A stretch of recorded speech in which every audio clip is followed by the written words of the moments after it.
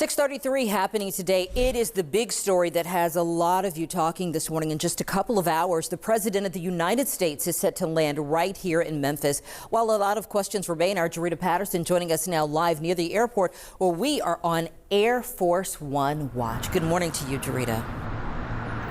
Good morning to you. We're awaiting the arrival of the president, who will be on Air Force One, also known as the Flying Fortress or even the Flying White House. Folks, we are talking about the largest and fastest passenger plane. Keep in mind, this could have an impact on some because there is that no-fly zone surrounding the aircraft when the president is on board. Of course, this is monitored tightly, so it means that some planes might have to be rerouted as a precautionary and because of potential risks, rather.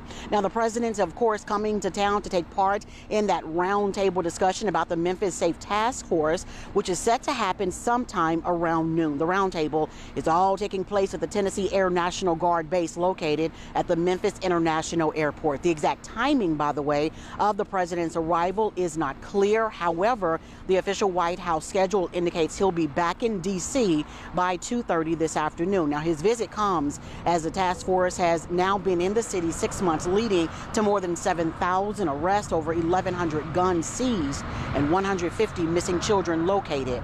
This marks the first time in nearly 15 years that a sitting president has come to the Bluff City. It was back in May of 2011 during President Barack Obama's first term when he delivered the commencement address at Booker T. Washington High School. Take a listen to what President Obama had to say at the time.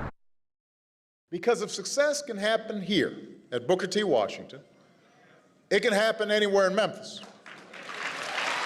And if it can happen in Memphis, it can happen anywhere in Tennessee. And if it can happen anywhere in Tennessee, it can happen all across America. No, before that, Obama's predecessor, George W. Bush, made the first presidential trip to Memphis in the new millennium. He brought the Japanese prime minister to Whitehaven in order, of course, to see good old Graceland.